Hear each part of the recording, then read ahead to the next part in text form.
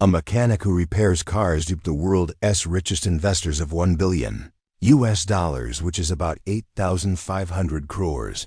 He did this openly while living in a country like America. He neither took a loan and ran away, nor did he do any bank fraud. Rather, he earned all this money by selling solar panels. His planning was so dangerous that even the world's big industrialists got trapped in his trap. But what did he do?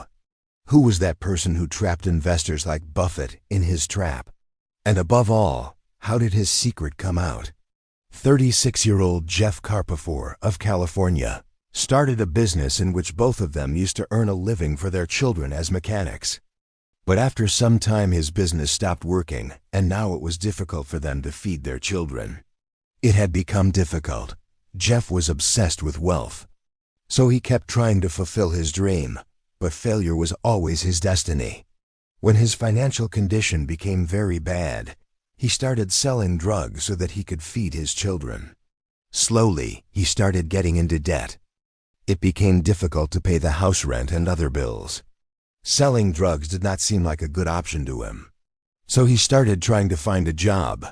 Finally, he got a job as a solar panel salesman. He used to hold meetings with people all day to sell solar panels, and because of this, he got a chance to know people's feedback.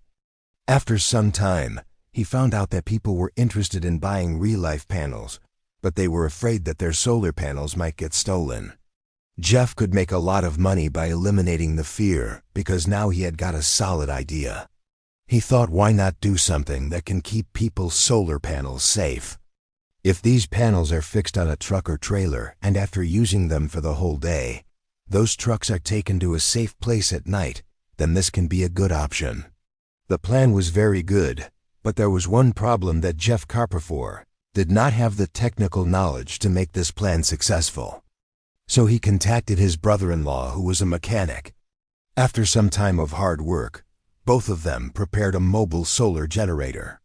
It was made on a frame with tires attached below it, and solar panels were fixed on this frame. After using the solar panels, they could be locked again and taken to a safe place. Secondly, portable diesel generators were also available in the market, and that too was using Jeff Carpenter energy. The market for portable generators was US $3 billion. Neither Jeff nor his brother-in-law had any idea how to compete in this market, or how to convert people from diesel generators to solar generators. But luck was kind to them. A customer named Watson used to come to their car repair shop. He was a software professional himself. When he came to know about Jeff's invention, he offered him to form a company. The company was named DC Solar, and Watson and his team also joined it, who started handling the marketing department. Instead of targeting the general public first, they thought of doing something bigger. They first targeted Hollywood because at that time diesel generators were used on movie sets, which created a lot of noise, and in this condition, DC Solar Company's mobile solar generators could be a good option. Their plan was succeeding, and their solar generators were used on the sets of many big films. Panels started being used in 2009. The famous American actor and film producer started sharing pictures of these solar panels with other businessmen and started building his own network. He did not leave any public gathering without talking about his company, and soon, Jeff joined hands with the world-famous law firm Nixon Peabody. During this time, the American Congress passed a law in which the tax credit on the value of investment was tripled, which meant that any business that buys solar panels for itself will be refunded 30% of the money. That is, if any company invests to buy solar technology, the government will pay 30% of it. This was a double profit for the companies. With solar panels, they could save the cost of electricity and also get 30% from the government. Along with this amazing offer from the government, Jeff's company DC Solar also brought a new package in the market, which said that now any company can buy solar panels from them by paying only 30% in advance, and the remaining 70% can be paid in installments. DC Solar's offer was so tempting that no one could refuse it. Because suppose there are solar panels worth 1 lakh, whose percent means 0.000 Panels could be booked from DC Solar by paying Rs 30%, and the government would refund them in the form of cashback, meaning people could install mobile solar panels without spending any money, and the remaining Rs 70% had to be paid to DC Solar in installments which they could easily pay by saving electricity bills. This was a win-win situation, and due to this, DC Solar's network started growing rapidly. In 2011, Jeff was present in the stadium to watch a baseball match when suddenly he got a message that the famous paint company, Sherwin-Williams, has ordered 192 mobile solar generators. This was Jeff's biggest order, the total amount of which was $29 million. Apart from this, an American bank was working on tax reduction and job creation and wanted to work with DC Solar. Jeff prepared fake documents and sent fake statistics to the American bank. He assured that the demand for solar generators is increasing so much that American Bank became DC Solar's first financial partner. American Bank had a plan to buy solar generators from DC Solar in the next few years and lease them to people so that the pressure of tax and electricity bills would be reduced on people.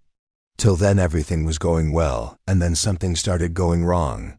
The solar generators installed on the movie sets started having problems, and they would shut down repeatedly, and this was bound to happen because Jeff and his brother-in-law had prepared them without any knowledge, and the surprising thing was that he often started taking information from the paint company Sherwin-Williams. Preparation of panels was also going on, but due to slow speed only the first row of panels were ready, and the deadline had passed. To cheat, the previous panels were fixed only with the help of nuts and bolts, when in reality the panels in the last row were not working. Jeff was busy in his luxuries. He bought a new house and a new car. When people started not getting orders on time, no company was ready to lease these generators for 5 to 10 years. Without long leases, DC Solar could not pay returns and lease payments to its old investors. But Jeff and his team made another plan. They secretly made a new scheme that the lease payments of new buyers would be used to give returns to old investors. Apart from this, they were also taking millions of dollars in the form of tax credits from the government treasury by declaring themselves as a solar company. That is, DC Solar was taking the tax money of the American people through fake documents and data. Now it was time to make this scheme practical. For this, Jeff had to do a lot of work. He was looking for new investors so that money could be taken from new investors and given to old ones. He would show fake data to every investor to make it look like generators were being sold in large numbers, and for this he would send generators from one place to another without any reason so that investors would think that the demand for generators was very high and some delivery was being made all the time. In this way, investors would consider this work profitable and would be ready to invest in it. By doing such acts, Jeff also cheated the shell company and grabbed $76 million from them.